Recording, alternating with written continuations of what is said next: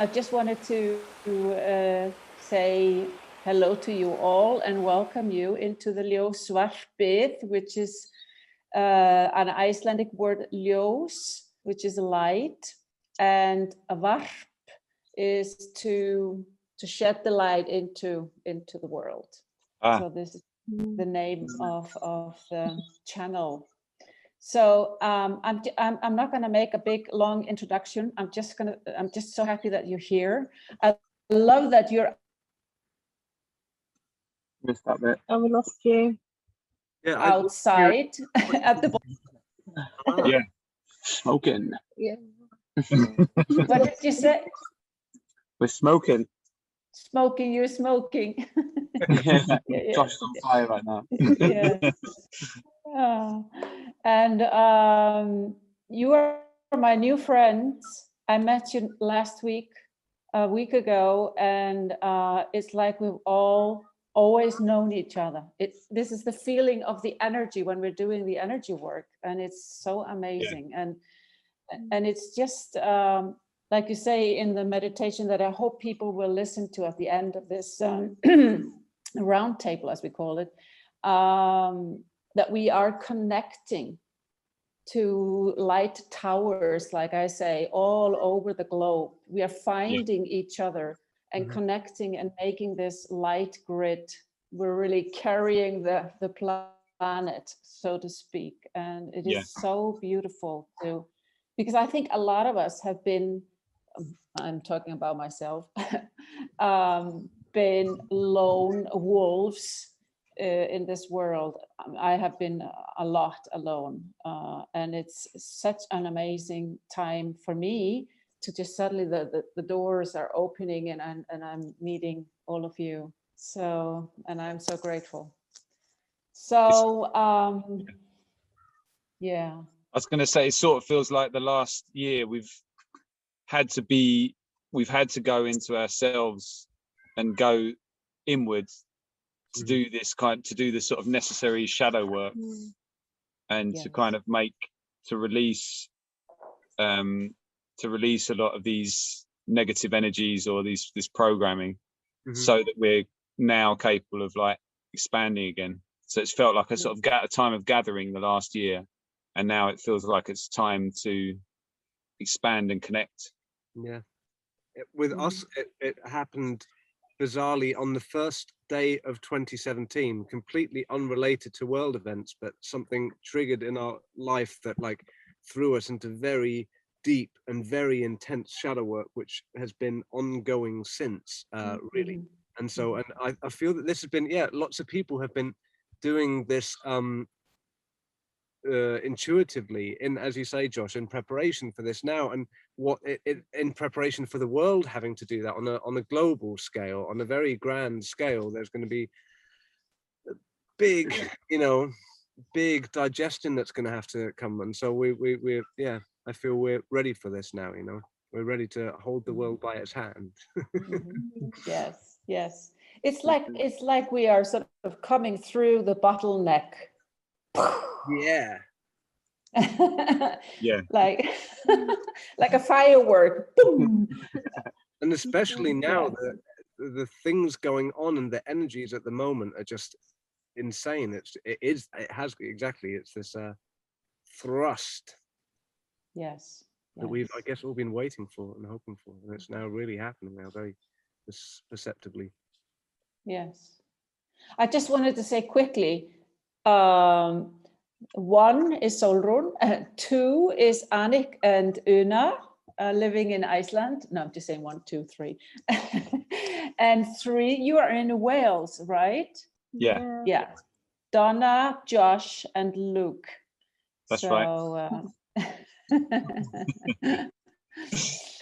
But what would you, I know a lot of people are impatient and have been waiting and for things to open up more, for more revelations to come out, for people have been feeling maybe they're hanging in there and so on. How do you feel about the situation? I mean, we started talking about it. Can I take this one, Anik? Yeah, did you see me like at the bit there? I was gonna, yeah, I sort of think it's a lesson for everyone about not looking externally for the answers, and for each of us to connect to our own sense of intuition and our own connection with source. And I think that's really been the lesson, and I think that's why it didn't. I think there was a chance that the shift happening around the election last year, around the solstice actually, and I think that because people were still too dependent on external, people were all looking externally like, oh, if Trump wins, it's going to be okay. If this, you know, if we have this these events outside of myself, then everything's going to be saved and it's all going to be okay. Complex, yeah.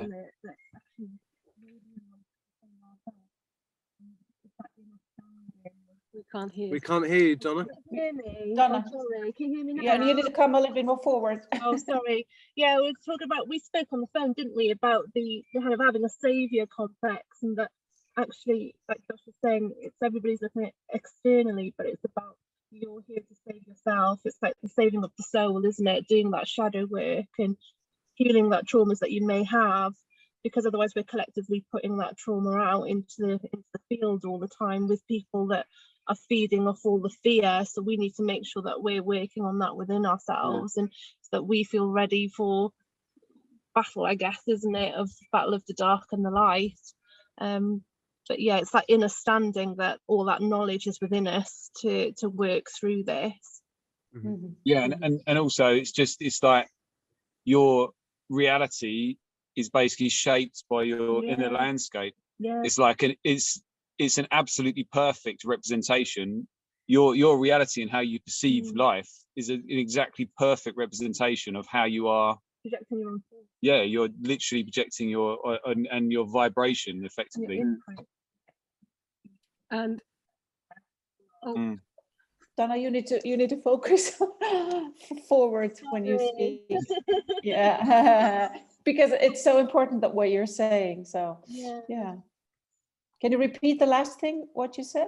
Like your imprint in it, like Josh was saying, that whatever you're holding within your body. Sorry, still can't hear. Can you not hear me at all?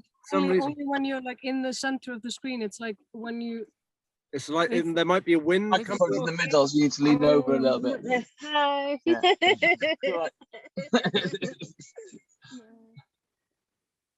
I think we were sort of saying the same thing. Yeah, It's like, it's pretty similar.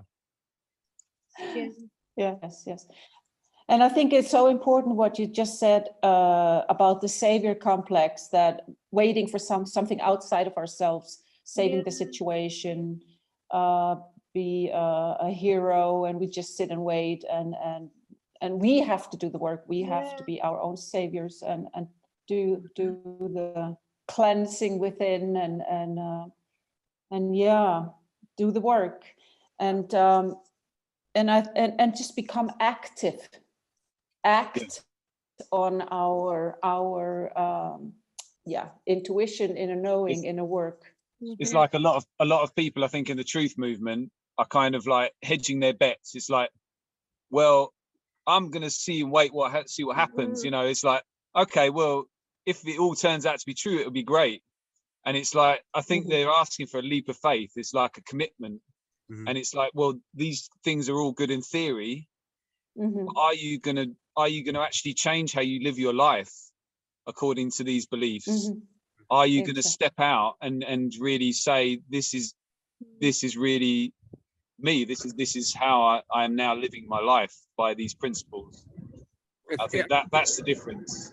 It's a different thing for people, I'm saying now, like us, who are aware of these things already, and the people who have yet to learn these things, because I think because things are coming out at the moment because of us, also though because of other forces happening, but they're obviously they're interlinked.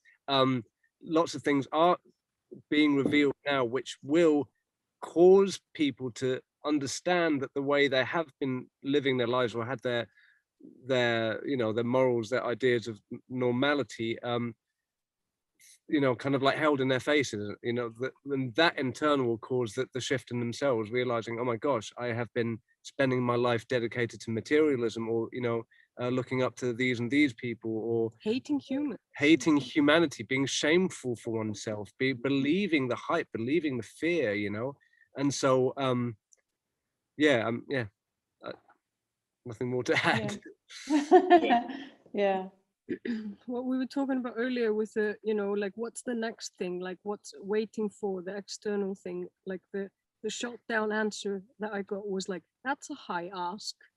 It's just like, there's like such a high thing to ask, like you wouldn't want anybody asking that of you, and you are in turn asking that of you, Asking what? but like asking what's the next big thing that I can externalize, Yeah. And it's this just this caught up in this old way of this old pattern of having internalized hate against humanity and against yourself, and seeing like the world is in fact against you and not with you, and this energy that we were talking about there, like it's some flimsy little thing that us the light workers are just creating it, and it could just poof, like these beliefs, they are holding us back at the moment. The reason to not love humanity, and also the guy next door who's listening to horrendous music, and that like really like the little wars, or the family member who's stepping on my toes and how I react, like I'm speaking from my own, that's when the tough stuff hits the wall, and that's when it's really clear what the next manifestation of your life must be. It's always like life always gives you, and now deal with this, and it's like people tend to kind of like look next to that, that's I think the spiritual bypassm in a like what we need to just work on as light workers, like more love for humanity, more love for those who are polluting, for those who are destroying and ruining, and just more power to the light, and seeing it as a more powerful source, a more powerful, way more powerful than evil, always has been, always will be. There's no doubting it, because the light will always work the best, we all know that. So like let's put that magic back into this light work, like, and not see ourselves at the mercy of it then coming to fruition, or at the mercy of something, like some clues being like what proves it. Even beyond that, we do light work. Nothing can change this course once it's been taken, if you opened yourself to like, okay, I'm gonna open myself to this love energy, then it's flooding. It can like move mountains, and just let it. I really liked the meditation earlier, and it's really simple and easy. And it was really easy to connect to connect it to the all the other beacons around the world, it was like that was very really strong. Really strong. I saw it like pink crystals with white lines in between. Like pink because of that, like a crystalline city. The comic diamonds, they were like floating in air, and they went through and above everything. They didn't care whether it was a rotten church or like whatever it is. It's just like it's there. Dazzling. I think I just wanted to make one point, just following on to your thing about, I don't know why, but I just wanted to make a point about kind of negative energies, or what we sort of perceive as kind of evil people, or and I think I was talking actually to Luke about it earlier in a meditation earlier, and I think people's perception of this is sometimes the problem, in that we get into this kind of conflict thing with like good and evil, and that good somehow overcomes evil. And I think what we need to remember and understand is that even people who we perceive as evil are actually a part of source as well, and we are all actually connected, and all it's all an important part of the process, and that but once we understand that and we kind of love and forgive those people for and because we have to remember they've made a sacrifice to play that role and to be in that part. One heck of a sacrifice. To as teachers, effectively, they're teaching us and they're teaching the rest of us. They're playing the yang to our yin, and we have to respect and love and honor the position that they've taken at this time. And once we've done that, we can kind of just release that from our energy, and it no longer has to exist in our. Once we've learned that lesson, the teacher is no longer required. Yeah, because otherwise we can kind of get into this thing of like conflict, which is really the eternal loop of reincarnation, is when you don't really understand that lesson and you're constantly kind of like being taught it over and over again. And seeing that a lot in the community, thinking that they're doing good, yeah, but it's still manifesting. Donna. The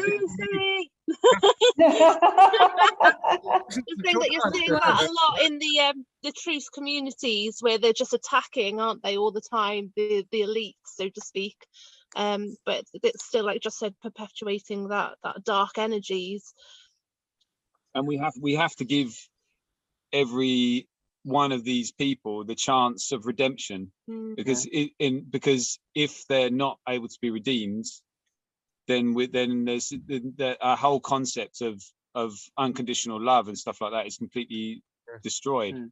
And we have to give them a chance to be redeemed. If they choose not to, and they choose not to join us in this place, that's their choice, and it's not.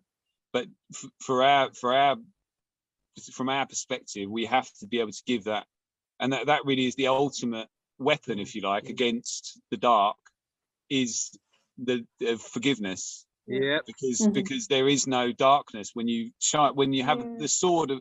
I always visualize it as a sword of the violet flame, and this is the sword of forgiveness, and it is the ultimate weapon against all darkness, because forgiveness is the ultimate truth, and they cannot do anything against that. There's nothing they can do against that.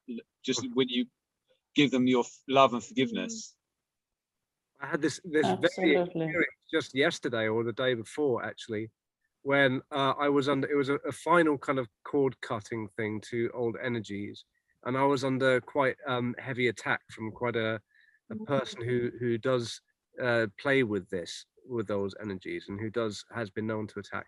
And so I was experiencing this, and for the first time ever, I suddenly had just like, I'm going to go in attack. I usually put up a, defense, bubble, but for some reason I had this thing that I went into this, from the energy that I have, this just kind of like, it was an attack, and it completely nullified this negative energy. And then straight after that, I then cradled that person. I'm not saying that an attack is necessarily a thing. This is just an extreme example, but then instantly just cradling that being, and just like giving that forgiveness and giving that understanding, and hoping, wishing for redemption and for light in that person's life. I had to do the attack because it was to put a certain person. One last I got him. Like he is admitted to being on the dark side. He's been visited in his dreams. He broke a branch of the family tree in order to try and break out of that, like he's been involved in that kind of like world of just darkness, very dark and stuff, realize the power in it, and he manipulates people with it, and he does actually just like go in and attack you, just like for fun, because he's lying at home on the couch. And so that's why Anik was just like, okay, enough of this, like, namaste, buddy, how can I help you now? And just smack, this is my place, this is my boundary, this, you're totally allowed to protect your spiritual body. Yeah, like you're allowed to protect your physical body. and my So- family and my people, you know. And But have then the time and- kindness afterwards, and it was the kindness that was the real deal clencher, as it were, you know. It was that was the real strength. The other thing was just a display. That was just, Absolutely. no, you don't do that with me. But I still have kindness and compassion and care for you, even though I'm not going to give you any more energy, you know. Yeah. Yeah. I used to, when I was very angry or was triggered deeply by some people in my life, and I had a hard time to forgive and lots of regrets and all stuff like that. I talked to their souls. I had a really deep chat with their souls, and it just a completely different connection, and that helped me to forgive and exactly see what role some people play in our lives in order to push us to grow and you know, work with our own things on shadows and stuff.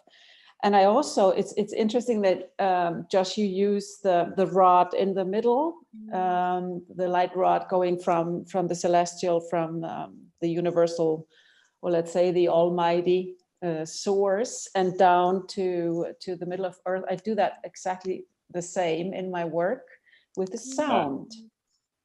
And then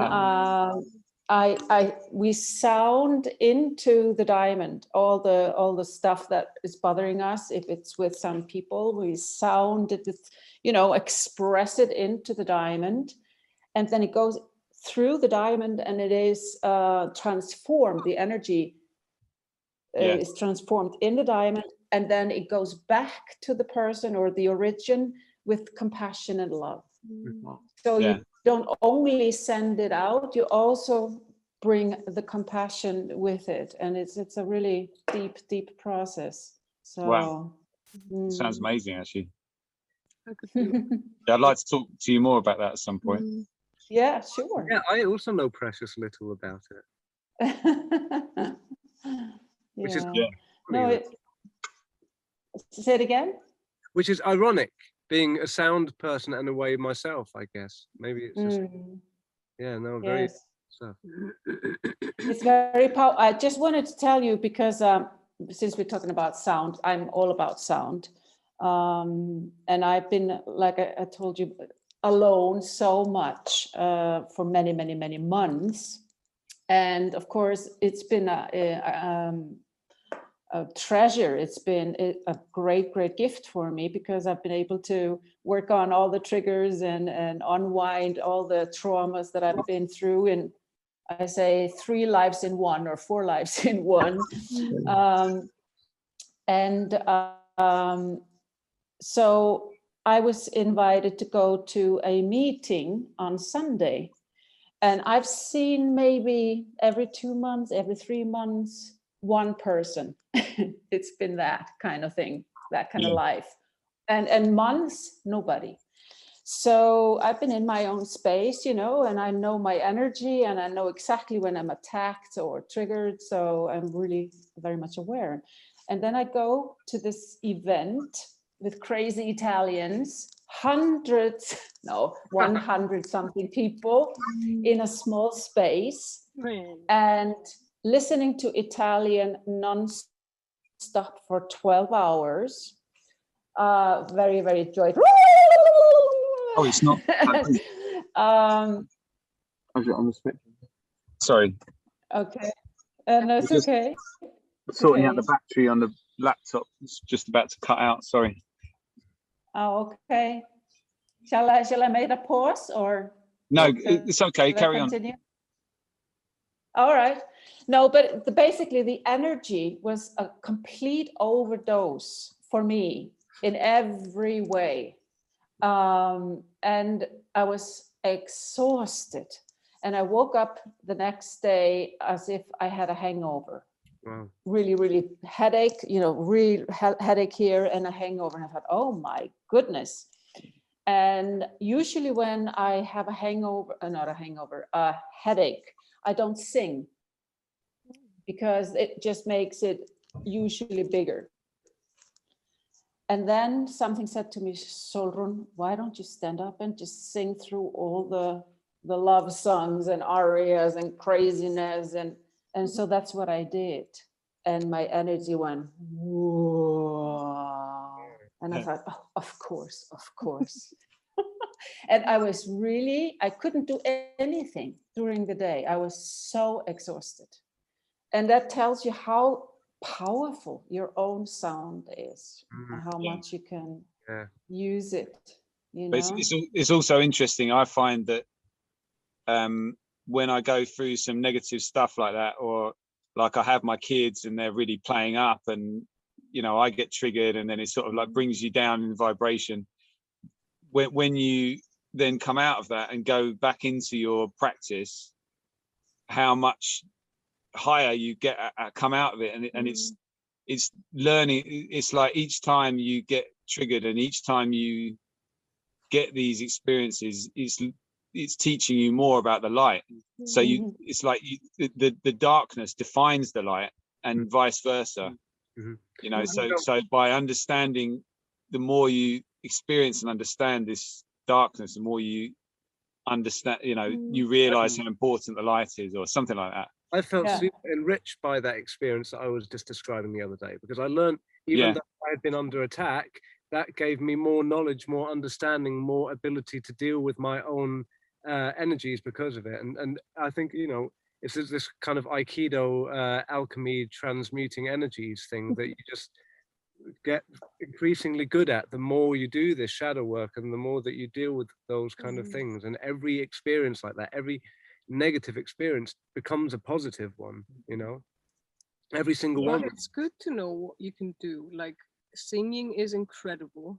Like, just singing whatever makes you happy, just filling the energy with, you know, some people clap to clear the energy. I love singing. Just, I sing silly songs when I'm super sad, and it gets, you know, gets me through starting to cry when I'm doing the dishes, you know, like like helps me. It got me through giving birth to Odin. I sang like silliest like play school songs, Lina Langsokkur, and the German national anthem came up in my mind. Humming like Deutschland über alles, and Andy was like, oh, maybe the, you know, like the woman might think we're Nazis or something.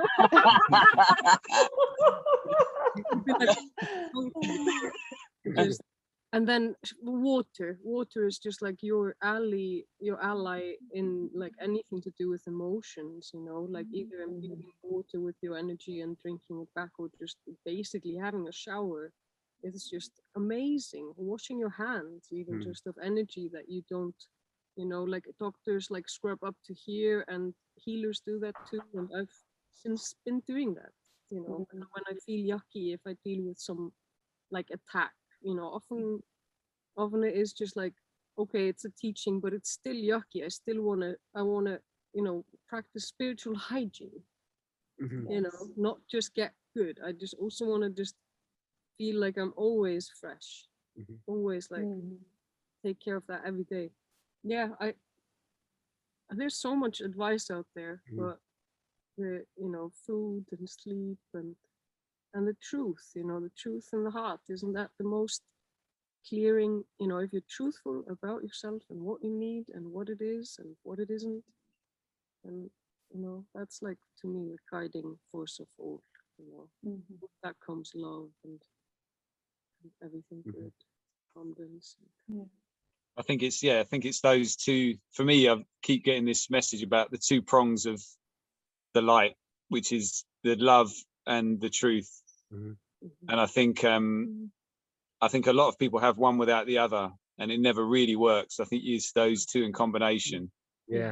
It's being armed with, really liked that when you said that as well, and it was really easy to pour that over. I saw it's kind of like the, you know, this mesh that we formed around the world were lines, and from, you know, a mesh being lines like this, and then it was really easy to like flood the spaces in between with those two words, love and truth. And because I think those two things people would guzzle, you know. This is an energy that has been so lacking in in the world that we've been made to live in, you know, which is all, you can't watch a single thing that doesn't have that isn't based on lies. It's so deeply ingrained in our culture that I think we're just sorely like a plant, a thirsty plant, which is, you know, just truth and love. Yes, please pour it on me. You know, it's Yeah, very easy I think currency to the work world. in. I mean, we were talking. You talked in meditation of creating. Like, I don't know what it was that kicked it off, and like creating the world as we, you know, like each time we perceive the world, we are creating it. And then to just do a lot of clearing of bad energy, just visualizing the ball, just being clean and clear and protected, and all of these, you know, because that's kind of what we're fighting against. People have kind of given up, you know, or the kind of general consensus of this kind of work. Yeah, working for the light and for the truth and for the love sounds almost like you're just like in your own land. You don't know what's going on. You're not a CEO. You're not somebody who's successful. You know, you're like living in a hut somewhere, eating vegetables. And that's just, according to the status quo, like no good. And that's the kind of vision of the world. Like, can't do anything about it. It's lost, kind of. And that's not the truth. It's not the truth. People have been parading that as the truth. Yeah, we're like cancer, and that's the truth. And we don't have space, and we're overpopulated, and that's the truth. You know, and we need to rewrite these things really big and clear. Like actually maybe just rewriting a couple of facts, like with that love and light behind it. How about that? Just making like things that we can share on the internet. Yeah, people are still quite conditioned to not believe it, though. It's really funny. It's bizarre. Yeah. It will come. Let's work. Well, I think I sort of think it's not our job to red pill, because I sort of think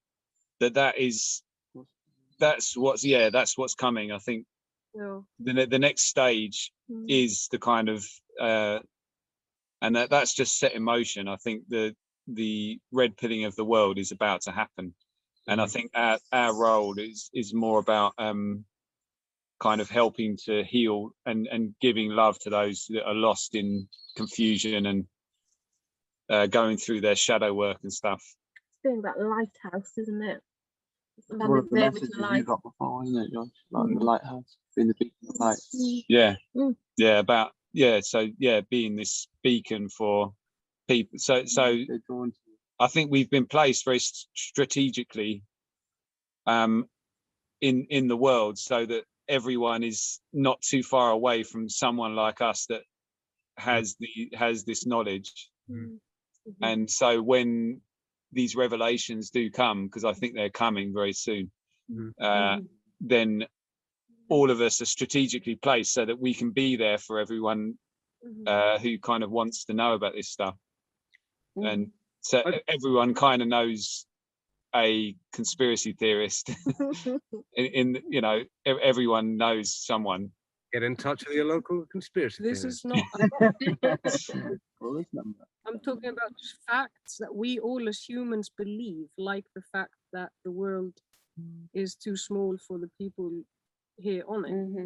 There's lots of times. Like, It's little reaction needs, because this needs to be like made into iPhonographics, you know, like we need to use the tools that are there to our advantage, you know, and just basically spread the light in a really readable, so you don't even know the language. You don't need to know the language. You just see by the stuff we, you know, I'm just talking like accommodating us, accompanying us on whatever we're saying, like, you know, because it's just like something exactly. People like you keep saying it, but it doesn't somehow register that there is an abundance because of the land. programming is so deep, and it's almost like they almost feel like it's heretic to not believe that. It's dangerous to not believe that we are doomed, because if you believe that we're not doomed, then you're not doing anything like, you know, saving the planet kind of thing. You know,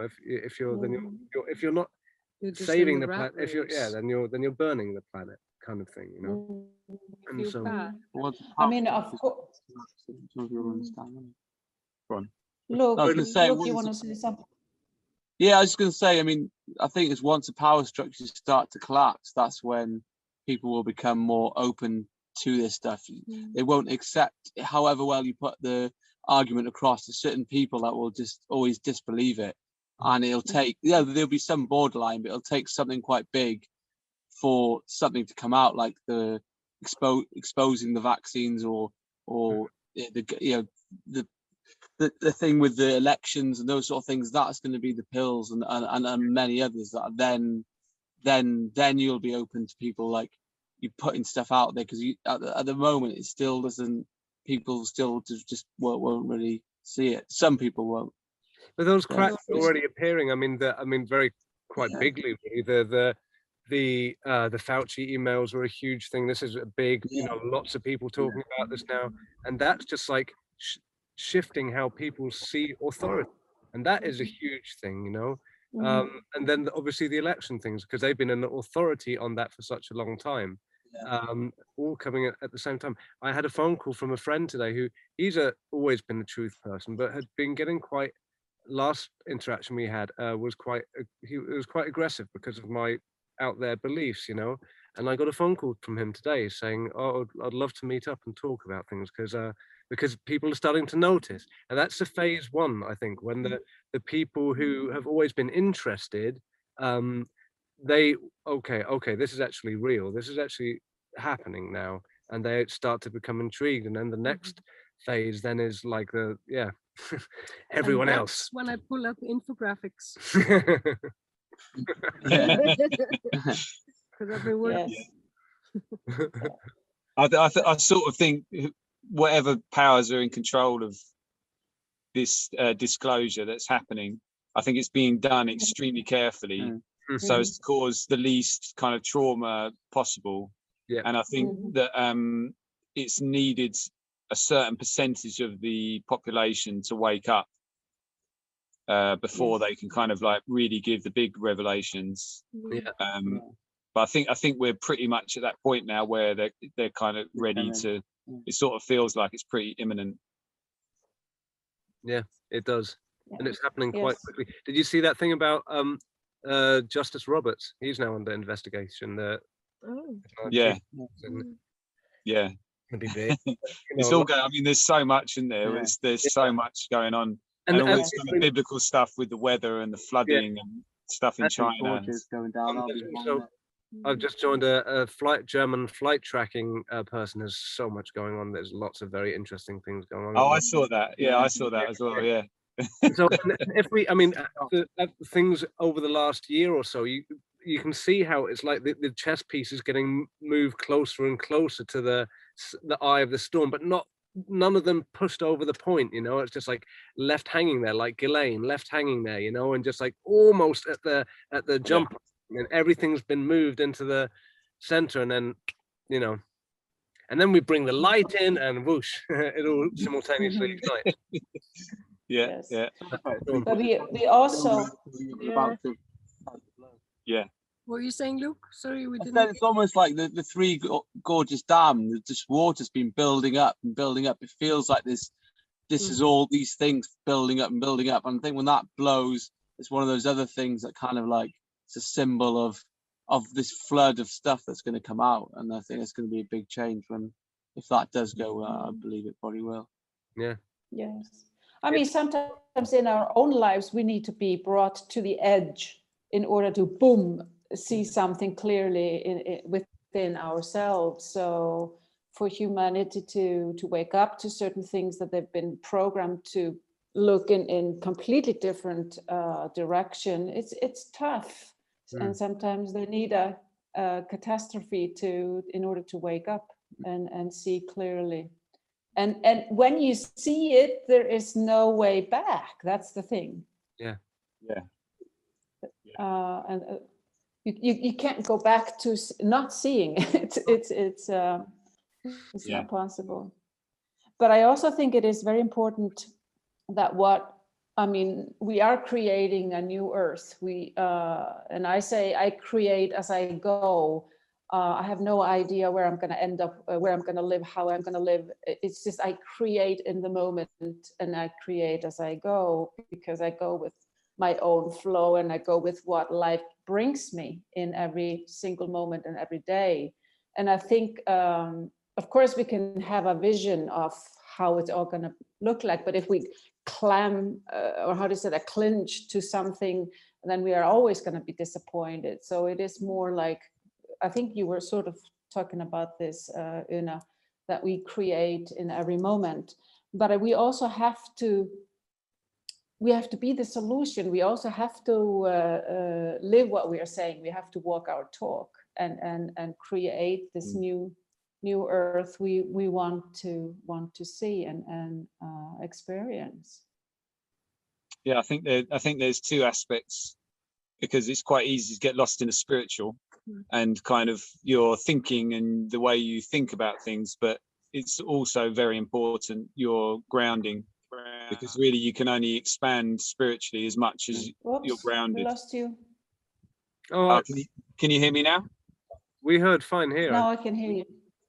Okay. So Okay. I was going to the branches of the trees can only grow as high as the roots are deep, and I think that's why it's so important for all light workers to be deeply rooted and grounded in physical practices that connect you to earth, and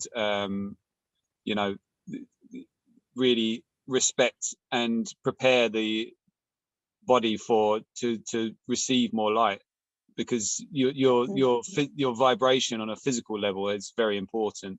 And this is all, the food you eat, the water you drink, how well connected you are to the earth is equally as important as how well you connect to the celestial.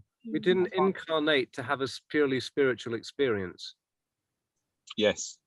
We incarnated to combine those two, to have the creative force that a body allows, to have the physical experiences that a body allows, to have all of these things. And that's when the spiritual becomes truly powerful. But one without the other is the yin without the yang. Yeah. And I think that's how we've been genetically, it sounds probably a bit out of some people, but how we've genetically been put together by these different races and stuff, I think that's deliberately how they've created us, is so that we are these spiritual beings in these kind of very animal physical bodies. And I think that's kind of why we're so capable of this great abundance of creation, is because we do have this physical manifestation. And I think that, and from what I can understand, human beings are very highly prized for their abilities of creativity and across the universe, especially when they're in their full potential. Yeah. Yeah. That's it. And I also think it is so important that, and we all know this, is to, when we wake up, is to see the matrix, to see the system we have been, how to say that, moving within, in order to claim our own divine rights, really, to go back to our natural way of being. And because we are going back into our divinity, really. Yeah, and I think it's been really important for all of us to live through that, because to create the new earth, we had to go through that to understand it, and to understand the shadow, so that we can more accurately create the light. I kind of get the impression that we lived in ancient times, we lived through a very great period of great technology and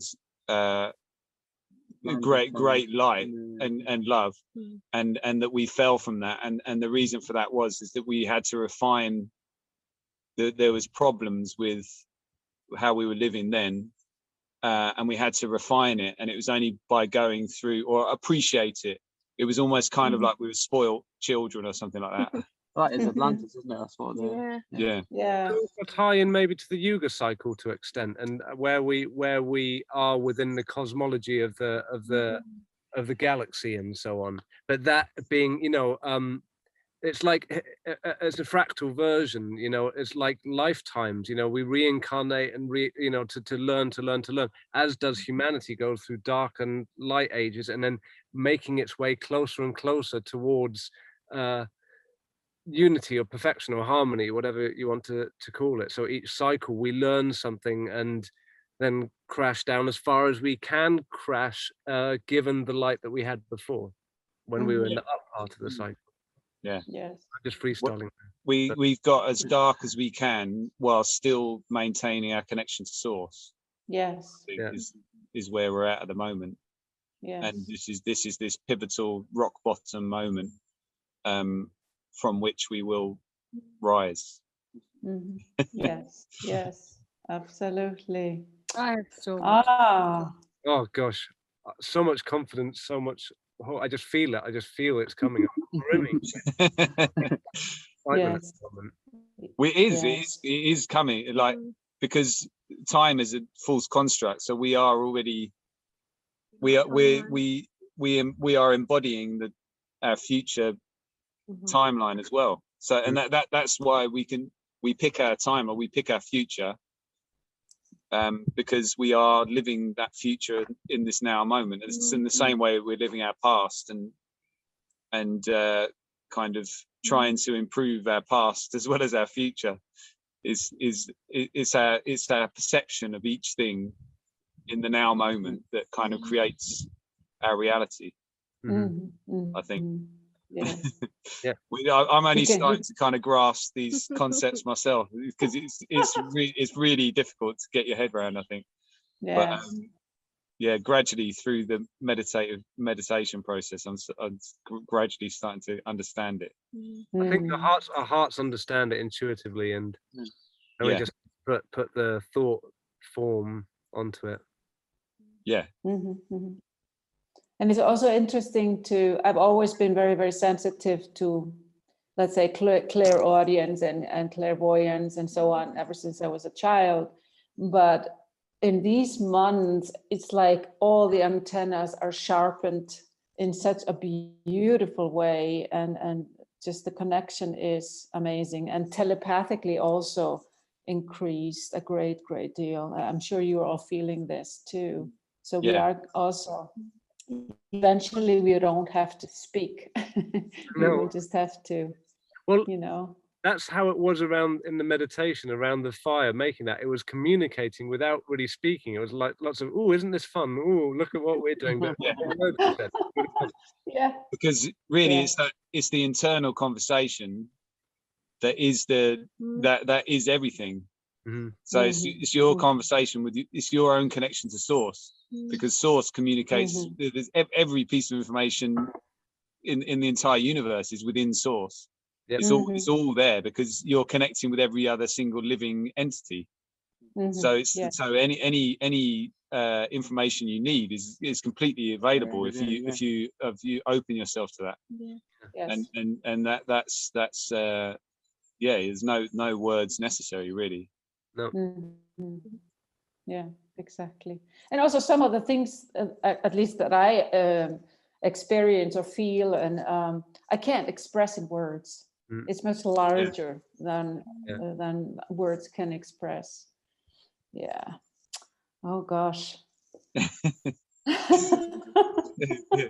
It's exciting times, I think. Oh yeah.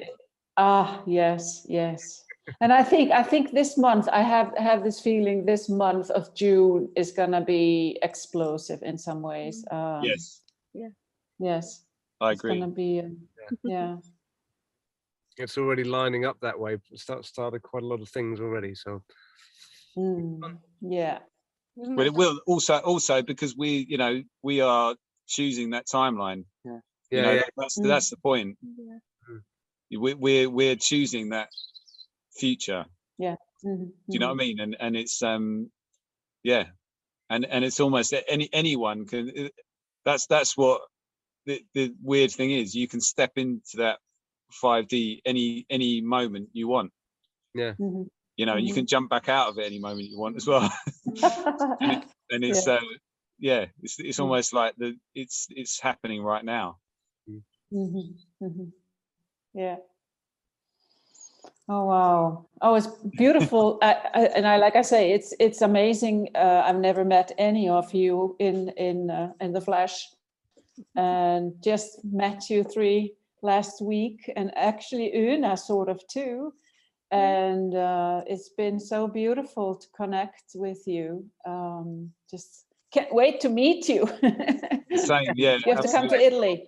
And I'm sure we will be working together on projects and manifesting stuff, very interesting stuff, very shortly. Yes. Maybe loop Sólrún into the things that we've been talking about recently. Yeah, I think so. Yeah. We should have a chat. Yeah. Yeah, definitely. Okay. Great. Anything you would like to add as a last word? Each one of you, maybe. I think just everyone watching, just focus on your own vibration and raising your vibration, and just with confidence step into this new energy. And yeah. Remember. Yeah. Donna, What did you say? come a little forward.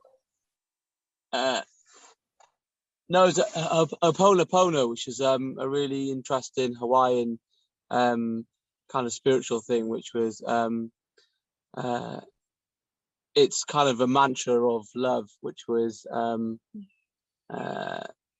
I'm sorry, please forgive me, I love you, and thank you at the end. And it's really simple, but through doing that mantra, you're taking ownership of what you of the world and what you are putting out there, and actually sending love and forgiveness to yourself and to others, and taking responsibility. And the thank you at the end is like gratitude. So it's kind of got all the in just in a small amount of words. It's got kind of everything you need in terms of kind of ownership, forgiveness, and love, and gratitude. And it was when there's quite a few books about it, and it's just when I heard about that, it was just something I took on board for myself, and it was really useful and healing. So yeah. Thank you. Thank you for that. No worries. I've also used it. It's really powerful. Yeah, Thank it is, you. isn't it? Yeah, it's great. Yeah.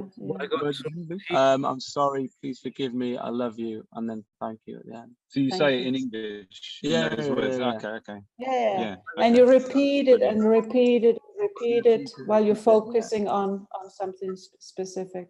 So it's really. Oh, nice. Yeah. Yeah. Should we try it now? Say it again. Should we try it together now? We all say it together. We could do that. We could also sing it, but maybe yes. Let me get the guitar.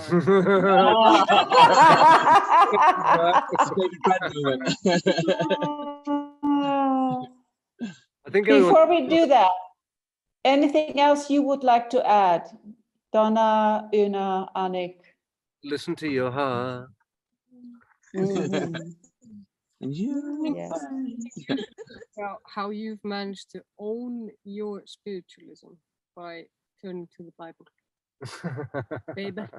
I think Wow, it's that's really cool. that's Like, a big thing. Whatever it is that fulfills your heart and like makes you feel like you're, tending to your spiritualism, you should just do. Whether it's, like we're talking about Christianity because we grow up in Christianity and it got taken away from us and we're told We that it's pushed bad, it away. and then everything is associated, everything teachings of Jesus. Don't come at me with this shit. I'm an atheist, I am a logical person, all this stuff.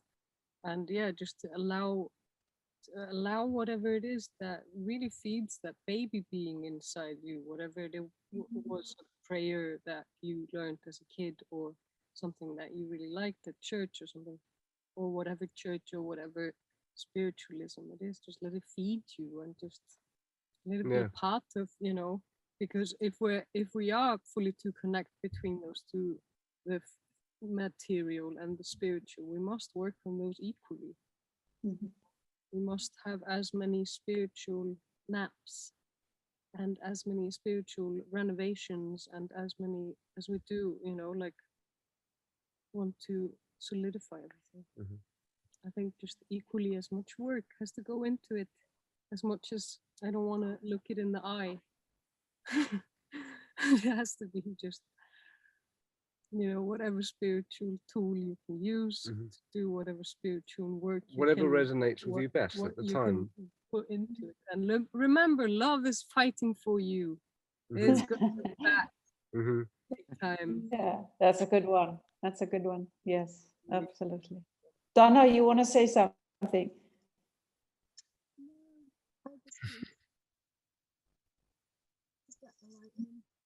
You're feeling in a bit.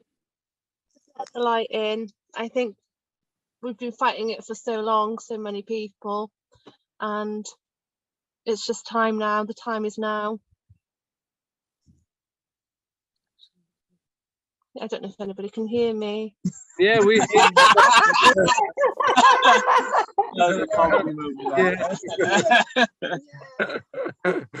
We focus on the shadow work and that internal battle. It's just be in the moment, be in the now, and what will be will be. Just let it in, lean into it. Yeah, lean into it. It's important, isn't it? Yeah. That's the whole thing, being present. Yeah. And like you said, there is no dark. If something bad happens, see the light in it, see what you can take from it, and see it as a learning. Even if it means you, through going that experience, you appreciate the light more because it's a horrible experience. It's still something you can learn from. And then there is no dark if you try to take something from a learning from anything that comes. I find that being in there, being present in the moment is kind of quite important. Like the Beastie Boys said, dark is not the opposite of light, it's the absence of light. And it's so true. It's like it is. And that's why evil is vampiric. It needs to suck energy. It's like an empty vessel. Yeah. Which you can just pour love and It's great. So true. Exactly. That's good. Yeah. All right. Shall we say the Ho'oponopono how many times, Luke?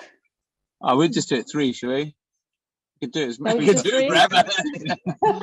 we have subtitles so that we can do 5, whatever you want. You get the guitar out. Let's do 6 for each one of us. Then 6. Yeah. Okay. All right. Here we go. I am sorry. Please forgive me. I love you. And thank you. I'm sorry. Please forgive me. I love you. Thank you. I love you. I am sorry. I'm sorry. Please forgive me. I love you. I love you. And I thank you. Thank you. I'm sorry. Please forgive me. I love you. I thank you. Thank you. And the last one, I'm sorry. Please forgive me. Please forgive me. I love you. I thank you. Thank you. I think you should do one more, but with a guitar and you singing. Oh, You're desperate. I can hear your voice getting higher at the end. Like I love. Now you guys. We actually play the guitar. Everybody now. We'll do it twice more, but you can sing it. I don't think it's gonna sound good through this sound. Una, you sing. Una, you sing. Come on. The words were I love you. No, I'm sorry. I'm sorry. Sorry. I'm sorry. Please forgive me. I love you. I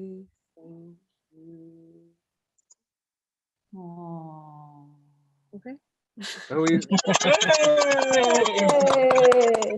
Thank really good. you. that was a great guitar. Beautiful. Oh, Because beautiful. That's beautiful. Because we don't actually play guitar or any. Yes. We're vocal. And I thank you so much for coming and doing this, coming to the bonfire. And just wanted to tell people that are listening that the meditation is gonna come after this. So, and it's a beautiful one. So, okay, we are Okay. gathered at the bonfire. I'm gonna do a great meditation. Ah, yeah, nice. So I just want to start by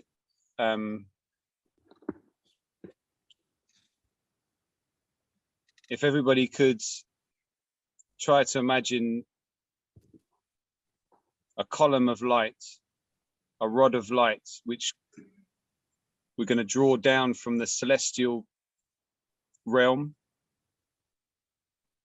down through our crowns, through the center of our bodies, and down through into the center of the earth.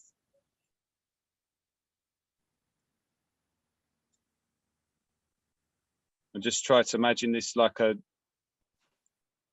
bright white platinum light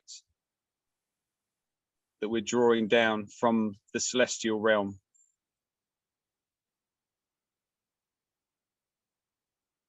And sharing this with Mother Gaia. Is that on the in-breath or? Yeah, so on the in-breath, we're drawing this down. And on the out-breath, we're returning this energy back up from Mother Gaia through our bodies and up into the celestial.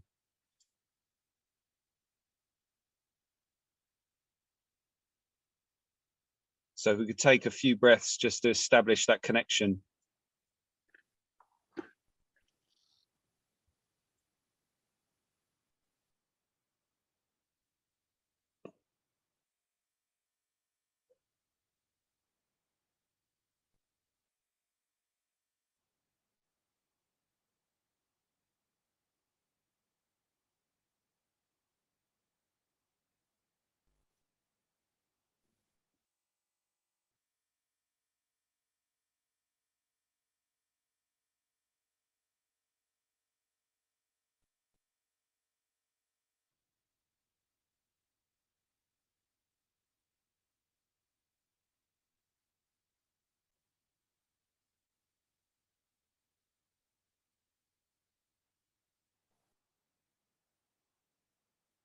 Now I'd like you to place focus on your heart center. And without breaking the connection of the column of light, we're drawing the light down through our crowns into the heart center.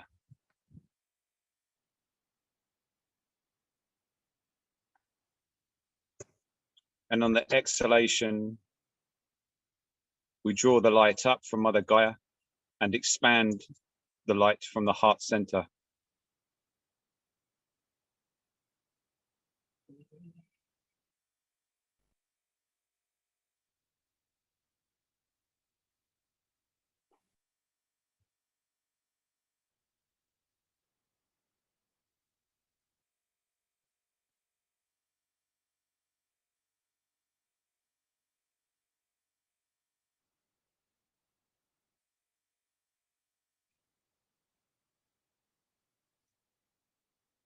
So I want us to think of ourselves as antennas for this celestial light.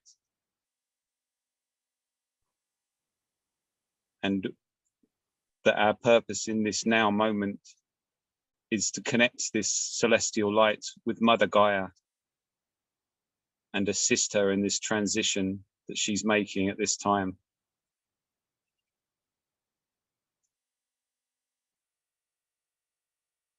In this great shift that's taking place.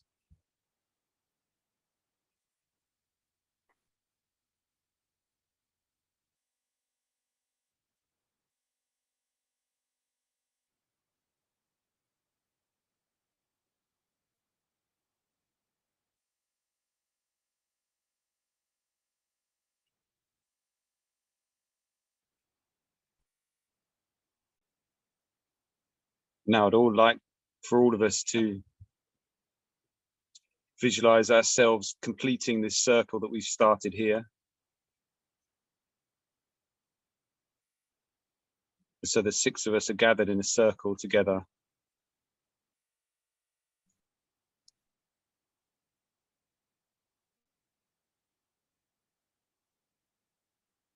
And as we expand our lights from the heart center, that we collectively create a new heart center in the center of our circle.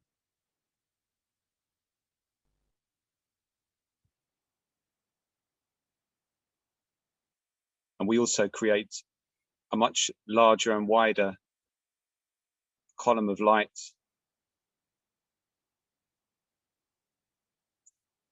that runs through the center of our circle, and to which we're all connected through our heart center.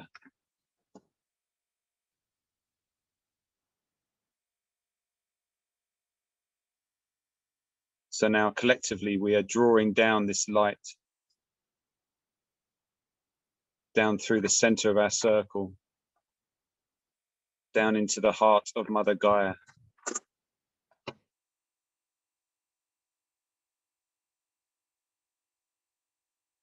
And then returning the light back up through from Gaia up to the celestial.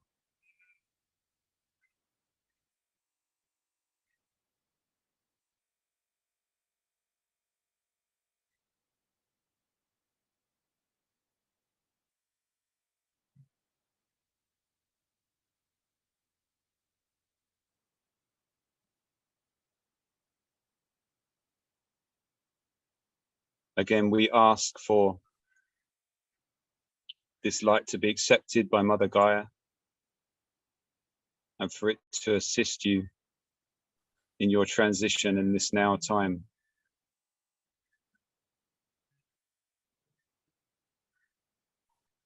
We also ask for any and all ascended masters who serve our higher purpose to join us in this gathering, in this now time.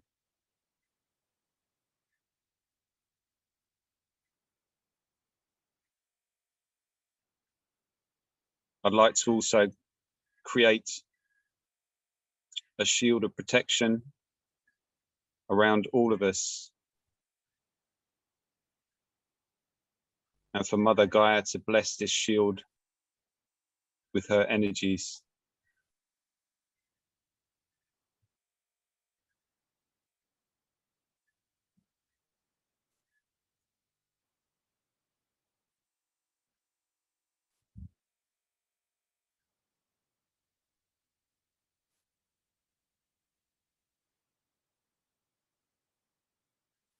Collectively, we ask to move to this new timeline on Mother Gaia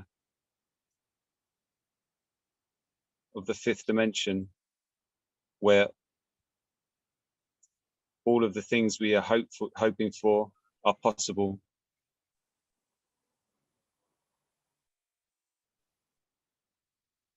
Where there is no more fear and no more hate.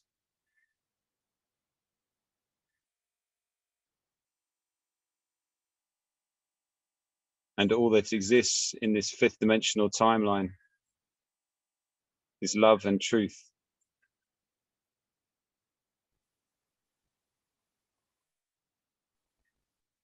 And we ask for the light of truth to reach every single person on the planet.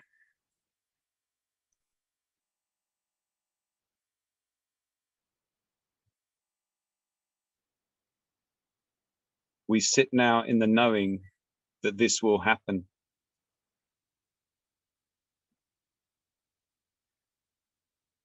We do not ask for it to happen.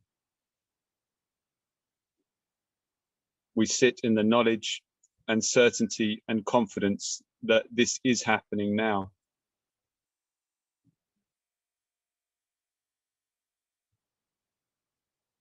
And that abundance will be available for all light workers.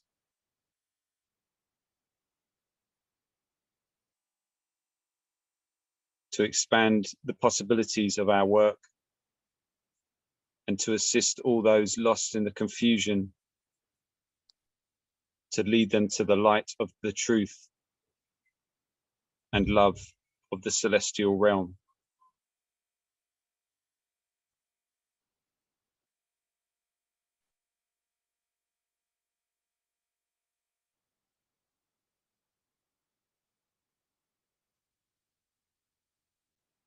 So now I'd like for everyone to imagine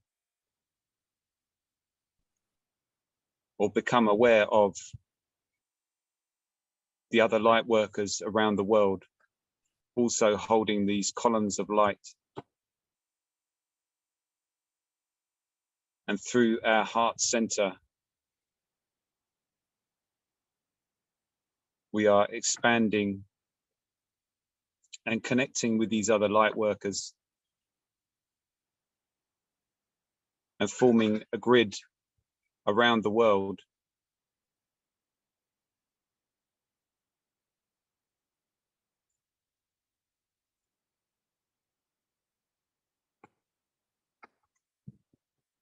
creating a grid of this light and love.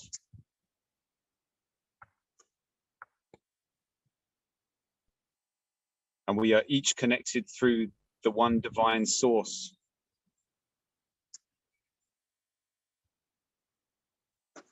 Of which we are all a part.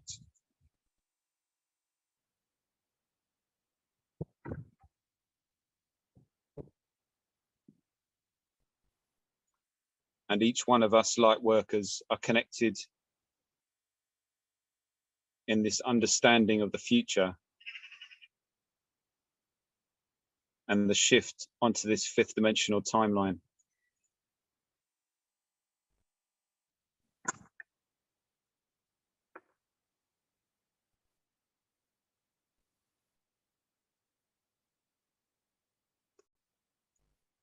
And with each breath now, on the in-breath, draw down the source energy into our collective heart.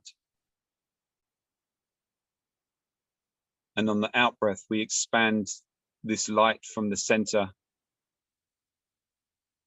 and connect to this grid.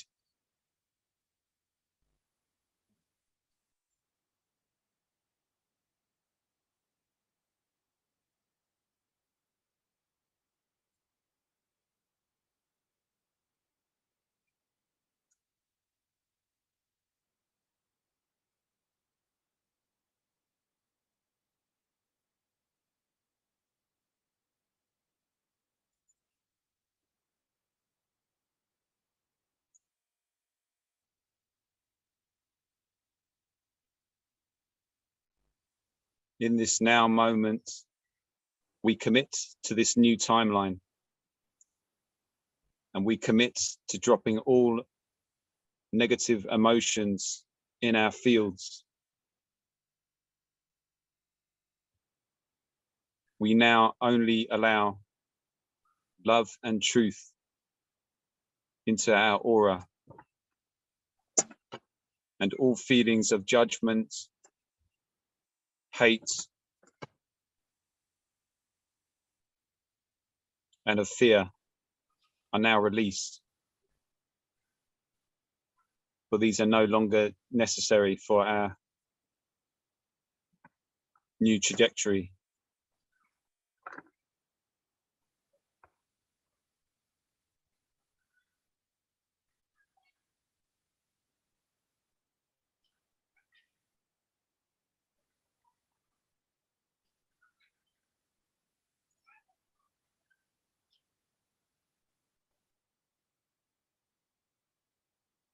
We welcome the abundance and the light of this new era.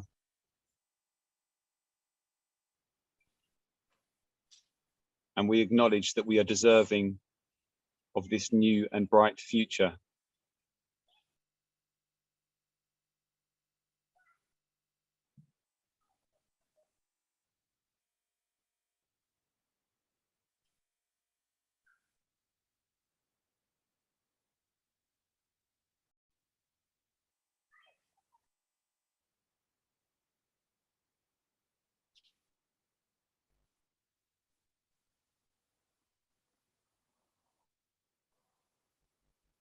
And we thank all those who have guided us to this point. But we accept that we are now sovereign beings and creating our own future and our own timeline.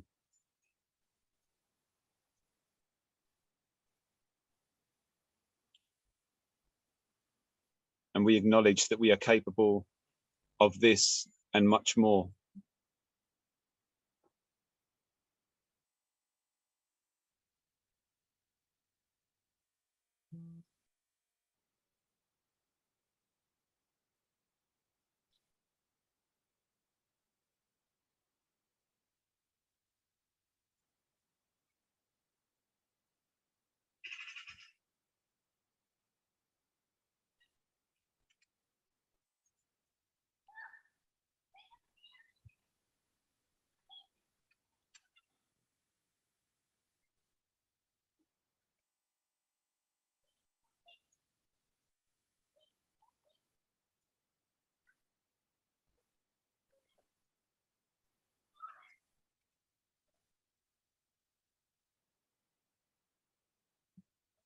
So now I'd just like to, for the last time, draw down this light into our center point and consolidate it. If you bring the energy back into your body now,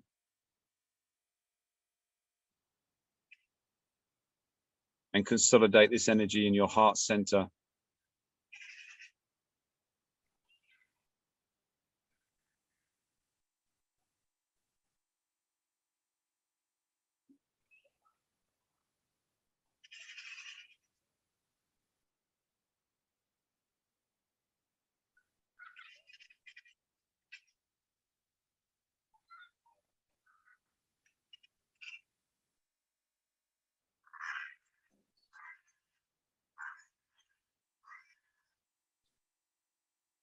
I'd like to give thanks to all of the ascended masters that have joined us in this prayer and meditation at this time.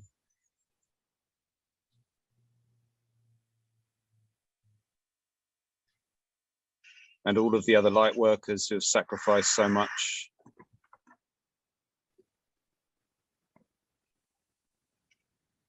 And here's to a bright future laid out before us.